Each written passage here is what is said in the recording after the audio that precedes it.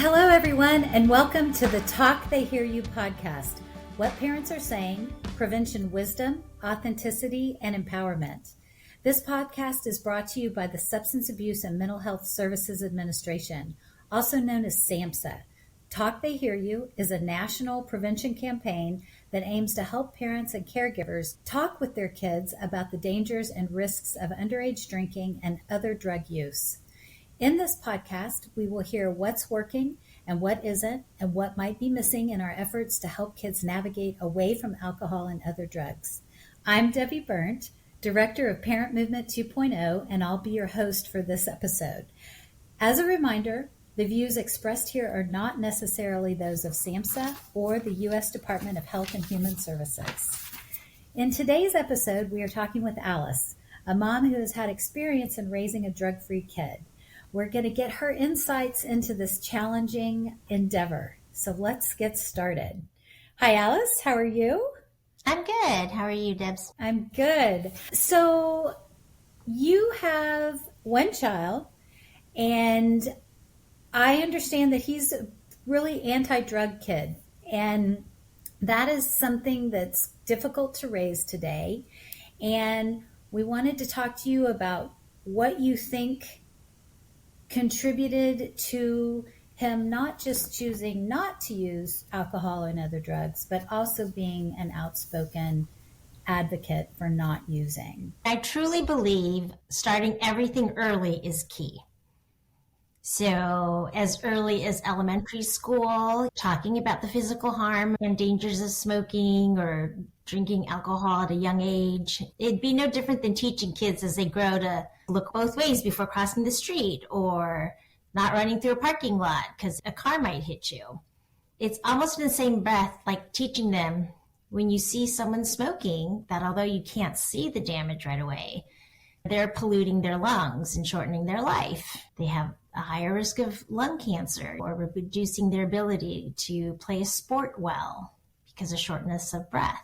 So I feel like whenever you have the opportunity to guide them when they're young, it doesn't make it a big secret deal. It's just like when you see your child growing and in a dangerous situation, you would say, oh, don't run up the descending escalator.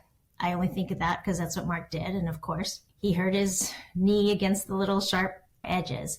But the same with drinking and drugs, just when the school starts to teach it, that you really talk about it, that it's going to hurt the development of their brains and their bodies, and consuming an adult drink is going to be harmful because you're still growing, right? And so just like any other dangerous thing, it's in that category. It sounds like the school that he went to did some pretty active educational work with the kids, and it sounds like maybe they involved the parents. Yes, that was really key. They started early, 3rd or 4th grade. We went to a seminar first where they ran through what was going to be the exact same thing, so we all knew. And that really helped. So we were encouraged to talk with them at dinner time, or if they asked any questions, or bring it into the conversation. And this went on for a few weeks so that you had plenty of time to talk about it. And I think that makes an enormous difference. Did you feel like their drug education program moved through the years, or was it just kind of a 3rd and 4th grade thing? And then... Oh, no. It actually was every single year. So I remember like 3rd or 4th grade, it started out with showing just the basic, it was like a photograph of someone's lung who had been smoking, and it was black, and it showed pictures of brain damage, if you were of young people smoking a lot. So it started out with real visuals that the kids could really relate to and come home and say, oh my gosh, I saw a lung today of a person who's been smoking. But then as they got older, to 5th, 6th, junior high grades, the program changed a bit too.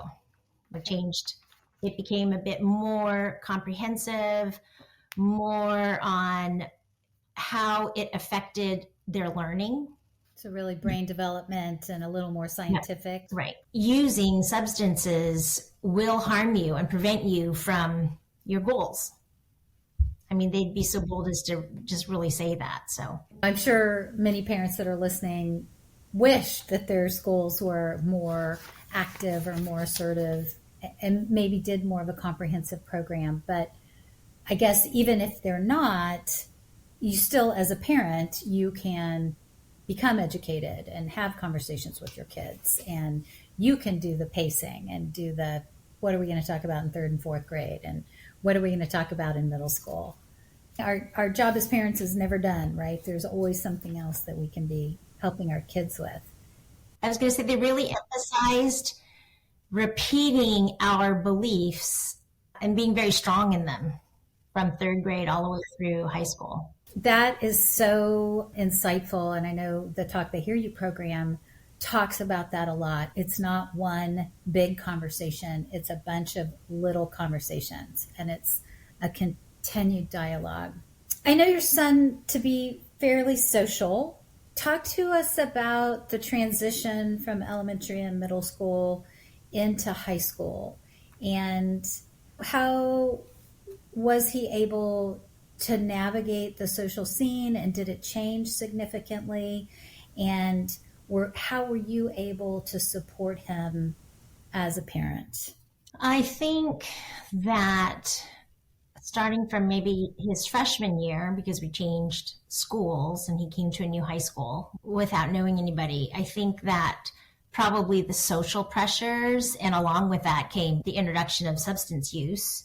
One thing I did want to mention is that in elementary school, the same time when you're talking about drugs and substance use, we were advised to tell our kids about peer pressure, define what it is, and that it's inevitable, you'll have it, and when it comes, how to deal with it, that as parents we'll be there for you. It will mean that you'll sometimes have sad feelings, but you'll get through it. And so part of what the school emphasized was telling kids way in advance what peer pressure is. So I think that helped when Mark started high school, because that's when you're forming these smaller subgroups of friends, right? And so sometimes you're going to be excluded.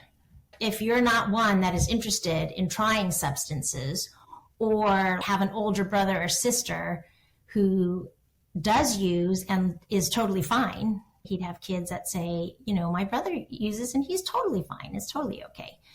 So I think when you enter that social world, your kids need to recognize that as peer pressure. And then how do you deal with it? And then again, we're the most influential. So we need to teach them there's certain times that you're going to have to choose friends. How are the smartest ways to choose friends? And groups are going to form because of drug use, or maybe groups form because you have similar academic likes, or you play the same sport, or you like music. Try to point out the other things that you'll relate to other kids while they're forming those groups. But I think the most important thing then is when you have your groups of friends, hopefully they're non-users, but that as parents that we try to plan active activities for them to do, because kids just love getting together. And if you can teach them early that there are these fun, healthy things to do as a group versus hanging out and just drinking or smoking as a group, then they learn the right behavior and still have fun. So we would take groups of Mark's friends to the Cal football, basketball games, or Warriors or Raiders or the A's games, things that you could bring friends to and they'd have a really fun time. I love that idea of helping kids connect and take ownership of their social lives. Right. And when they're younger and they can't drive, that's one thing. And I know we all take our kids places when they can't drive. But I'm imagining that you and Mark probably had a lot of planning conversations. And I would imagine that Mark would have taken over that planning at some point in time. And actually that would have been a real learning experience for him. It doesn't even have to be an activity or an event that you pay for, but maybe it's doing dinner or scavenger hunt or things like that. I could see him getting really creative. Oh, yeah. Did you find that that was the case? Totally. I mean, when they're young, you'd see what they like to do. So when they're really young in elementary school, junior high, they loved Nerf guns. So you could plan a Nerf gun war at your house. And their part would be to call their friends, have them come over. But it's such a learned behavior to get a group of people together and do something. And I really think whether it was going to a football game or having a Nerf gun fighter, that he learned that. And that as he got older, it became older things, making dinners on a Friday night. And then when you're driving, go to a different restaurant, try a different restaurant, and go see a movie afterwards, or in the wintertime, ice skate and play mini golf. It gave him the tools to plan things with like-minded friends. And then that's your social being. And you don't feel left out because you have social activity. I don't know how much we think about the practice of being social. And we know from a brain development standpoint that adolescents are very driven biologically to connect with their peers. And we could have a whole podcast on that. So I like how you described it as a learned behavior. You have to learn how to be social, and there's a logistics component to that. You know, how do you plan? How do you do things? And then there's the human connection part of that, and it's that awkwardness or that uncomfortableness when you're meeting new people or you're walking into a room that you don't know who's going to be there. And the opportunity as an adolescent to experience those uncomfortable situations without drugs and without alcohol, I think is some of the most powerful learning experiences kids can have. As parents, when we're really permissive with drugs or alcohol and or real tolerant of it, we're kind of robbing our kids of that opportunity to be uncomfortable for a minute and see what that feels like, and then prevail, get through that discomfort and be like, oh, I'm fine. That wasn't so bad. And then that whole feedback system seems so powerful. It is such a learned behavior. I mean, it starts in a sandbox when they're that little. Even when you're little and your child is crying and he says, so-and-so doesn't like me. Or I remember Mark, his friend, wanted to go on a really scary roller coaster and he was scared, right? So his friend's like, gosh, I'm not going to invite you anymore. You don't want to go on a roller coaster. But each of those instances is a time where we as parents can help them get through it. And I think that each one of those makes them stronger. So when they are in high school and dealing with people who want you to try and you don't want to try, you can get over that uncomfortableness of friends saying no, or it's not rejection. It's just the social process. And in many cases, it's just wanting two different things, and that's okay. Yeah. And teaching them that if somebody says no, if somebody doesn't like you, then that's okay. Your next step is to find somebody who does relate, who does play lacrosse, or who does like going to sports games. And then eventually, if you repeat this process over and over again, by the time you're in high school, junior high, senior, you have a little group of friends. And you know what it feels like to be around people that you like to be around, even if that friend group changes, right? Absolutely. You know what the next one feels like. And most kids leave home after high school. So having that skill as you walk out into the world and being comfortable, it's not like the awkwardness always goes away, but knowing that the awkwardness is going to go away when you start to meet new people. I know a lot of parents that are very tolerant of their kids drinking in high school. And I wonder how you dealt with that as a parent and navigating parenting peers that were allowing their children to use when you weren't and your child didn't want to. So was there anything from a parenting perspective that you would share with us? Well, I think that Mark is really social, so he's a kid that's still going to want to go. So what I did was he always knew how I felt, and he always knew he could say no. And so in the beginning, I would drive him there, and he would go, and he would not drink. And at first, he had a great time because he was being with kids his own age. But then I noticed as we progressed, it wasn't as fun for him, because now you're in a group and you get there and everyone is smoking pot or having some alcohol. And of course they're getting silly and everything's funny to them. And so after a while, it wasn't fun because he couldn't relate. So there was a natural decision to be made to not be friends with them, but he would rather hang out with a different group that could go and play mini golf or go try a new restaurant or play sports or something like that. So it sounds like you didn't really have any conversations with those parents that were throwing the parties, which is completely appropriate, not to, but am I hearing that right? No, I mean, I knew them and I knew where they were coming from, and I would openly speak with them. I don't judge them for it. I just don't agree. And so it was really important for Mark to know that in our house, we wouldn't allow that. But he did want to be with a group, and so he would go. And in their perspective, I mean, that it's their way of protecting their kids. They just feel a lot safer if their kids are at home. They know where they are. They're experimenting and having a little fun, but they know what they're drinking. They know where they're at. For them, they're keeping them safe. That's an increasingly common parenting perspective that we see, but it's rational. It makes sense why parents would think that.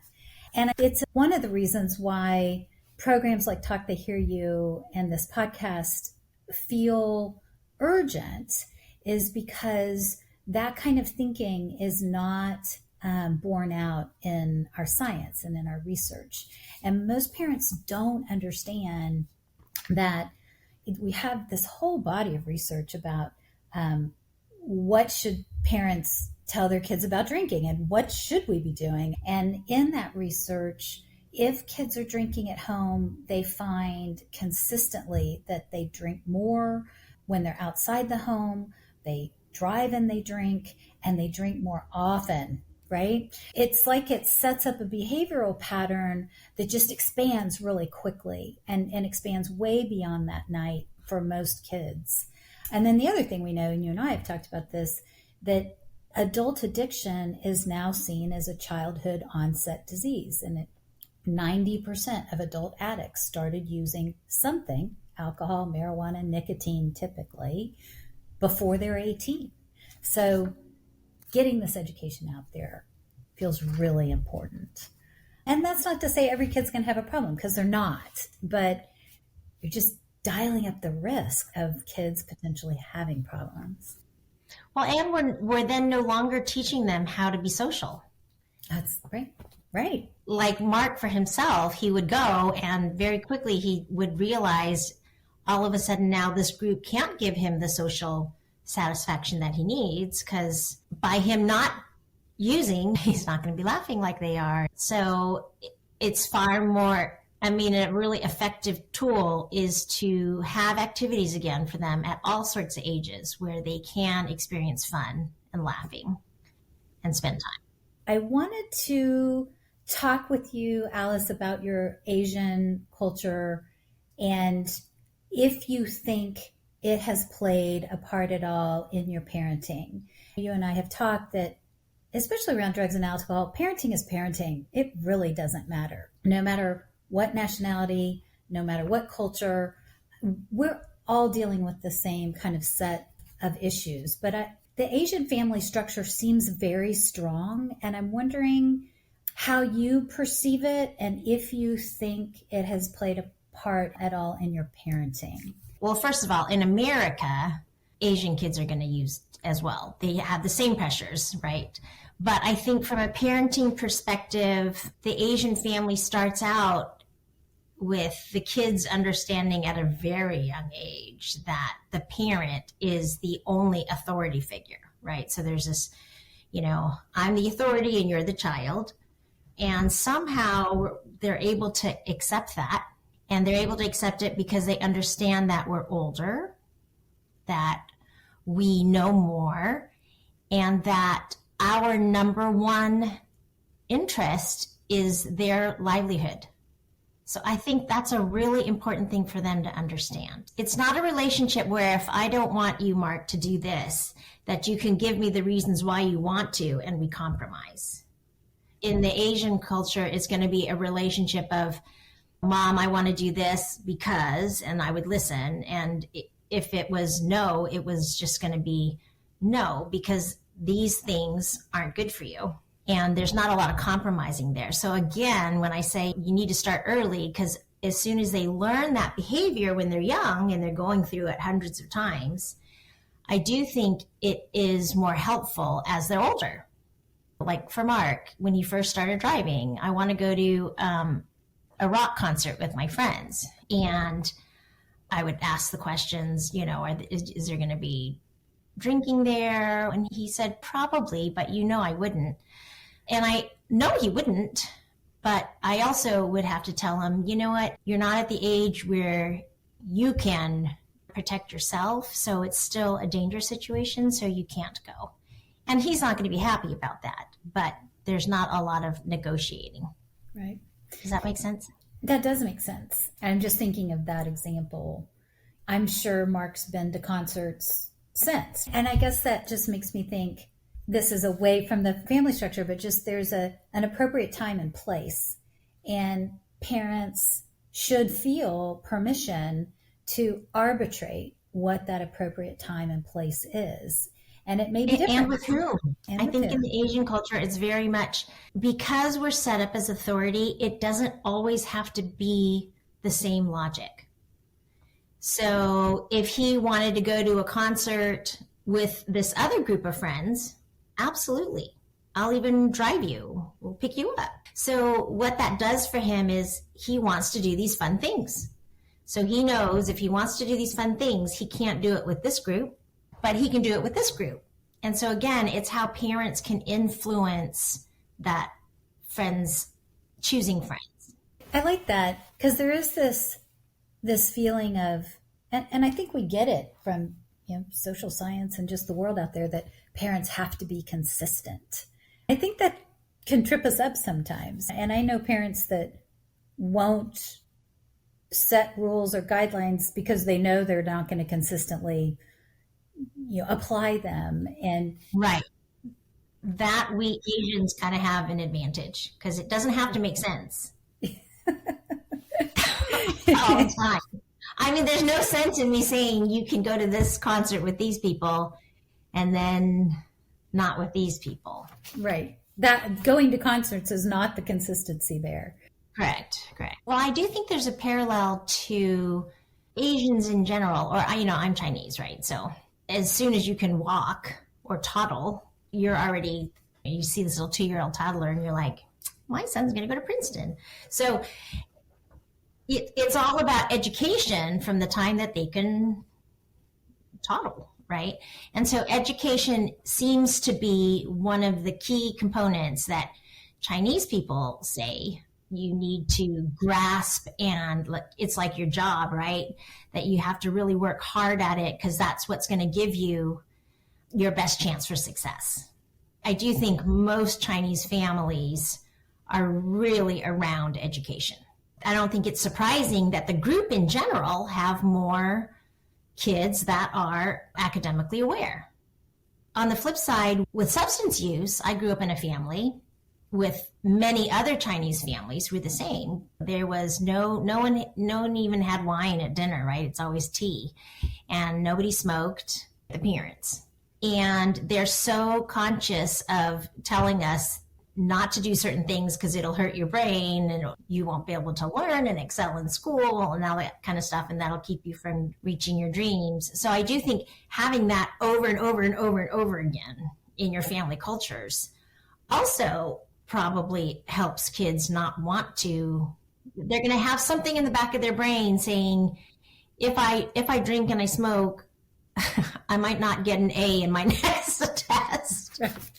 And the wrath of that is right. I mean, I can think of specific times too that I would think like that. So there's going to be plenty of, I would imagine, Asian kids that would feel a lot of pressure by that. Yes. What do you think? I think that there is a pressure for that. Another pressure that a lot of Asian kids would feel is if they live in a community where there's not a big balance of Asians or have the ethnic diversity, right? There's a pressure to fit in. And I don't think the emphasis on education is wrong. It would be healthier, I think, if we could take on some of the American culture of a family where we are interested in other things as well. It doesn't have to be just as important, but maybe just a tad below, whether it's sports and having Asian parents actually go and be happy to watch their kids play, not happy that they're the MVP. Sometimes I think we're too focused on accomplishments. And so the American culture of loving sports is not just because you're going to be the best, right? It's because it's a healthy place where you can learn every single life lesson. It seems like the drive towards academics comes from the thing that you said early on, and I'm not sure I'm going to say it right, but this wanting the best for this child and wanting this child to thrive. And culturally, that's tied to academics. So it's coming from a really, sounds like, optimistic and benevolent place. And what you're saying, if we could just add to it, it's really interesting. As a basically just boring mutt American, I do kind of envy it a little bit. My own boundary setting with my kids was successful in some places and very laxed in other places. And my children were able to say a lot of things to me that someone on the outside would look at that and go, that was so disrespectful. How is that child getting away with that? And it all kind of worked out in the end. And I think it was part of my personality to allow that. And I think every family and every parent has to find that authentic place for them. Right. But I kind of am a little envious. I mean, wow. It's not because I said so, but it's like, no, this is the authority and this is how you are respectful to people. My kids got that in other ways, but I don't know. I'm kind of envious of the structure. It is a balance, though. I mean, there were plenty of times where I would just say no, but in your mind, you're still having to balance. You can't say no to everything. You are picking and choosing and making sure if he's, I guess it's just making a conscious effort to make sure he does have the balance of social connections. I think that's key. So there's a lot of things that he'd want to do that you could see them getting into trouble, so you just say no. But then I think as a parent, I tried to help him either organize or experience something similar, but in a safer way. One of the things I've always said about parenting is it does force you to grow up. I mean, you have to evolve. It's like evolve or die. These kids just make you examine your beliefs. I mean, just what you said, you can't say no to everything. It's so easy to want to just say no to everything for any kind of reason, everything from something's unsafe to I just personally can't deal with any more stuff right now. And nothing to do with them. But in that moment, you have to go, okay, I have to be a parent again. I have to look at what's really important here and make a decision. There's a lot to this parenting stuff, huh? A lot. And especially now, parents, you're working all week. There'd be times that the weekend's coming and I'm sitting there going, the last thing I want to do is plan something for my kid. Or help my kid plan something, even if they, are doing the majority of it. Exactly. Is there anything about being an immigrant, because you're not, you're first generation, is that right? Mm-hmm. Okay, so but your parents were immigrants.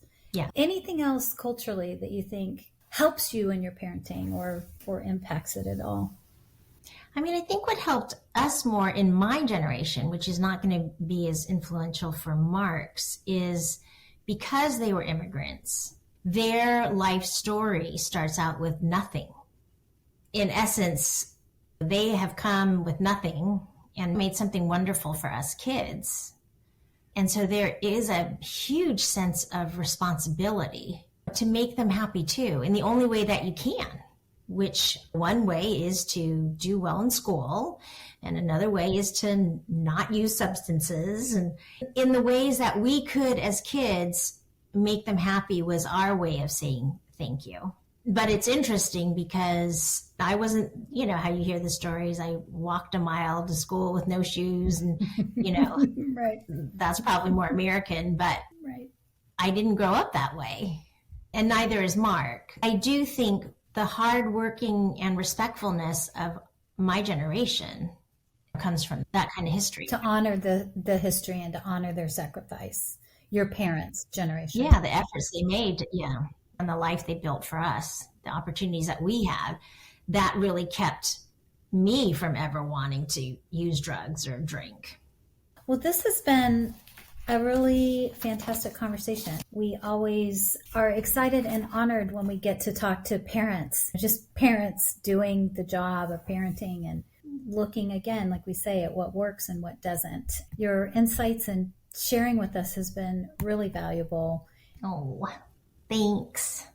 I don't know. We just all try the best that we can. Right? Absolutely. And we hope that we can help more parents understand that this can be a real struggle, and we are just all trying to do the best that we can. And we hope that it's encouraging to keep fighting the fight. I do think one thing that I realize that is helpful is it's not forever. Like if you could try really hard as a parent, within 3 to 4 years of taking on the pressure and all the emotions and everything, and every time you're tired from work and you don't want to do so, but you do it, just for a few years, I think it makes a difference to help your kids through those hard social years.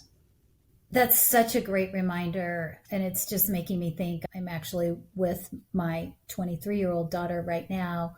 And I was walking in the neighborhood and there were all these young 20-year-olds at this incredibly cool looking bar. And it looked like so much fun. And I just thought, this is when you want them to be drinking. And maybe you don't. Yes, no, I totally know what you're saying. This is the appropriate time for that, when they're older, when they have their brains better developed, when they know how to connect socially. And this cocktail is just a minor part of the equation instead of 100% of the equation. I just felt the appropriateness of that.